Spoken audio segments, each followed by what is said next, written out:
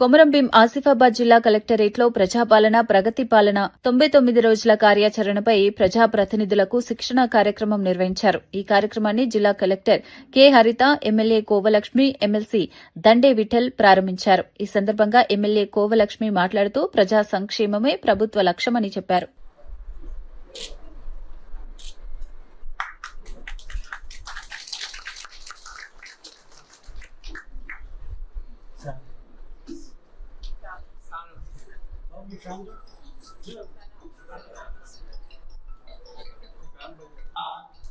జిల్లా కలెక్టర్ హరిత మేడం గారు, అదేవిధంగా ఉమ్మడి జిల్లా ఎమ్మెల్సీ దండే విఠల్ గారు, అలాగే స్థానిక శాసనసభ్యురాలు మేడం కోవలక్ష్మి గారు మరియు జిల్లా అధికారులు అందరూ జ్యోతి ప్రజ్వలన చేసి మన కొమరంభీం జిల్లాను వెలుగు పథంలో నడిపించడానికి కంకణబద్ధులవుతున్న ఈ శుభతరుణంలో అందరూ చప్పట్లతో ఈ కార్యక్రమాన్ని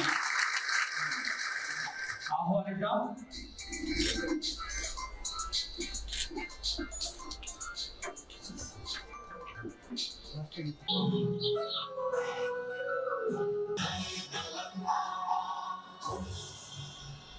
ఎమ్మెల్సీ గారికి డిఆర్డిఓ గారు,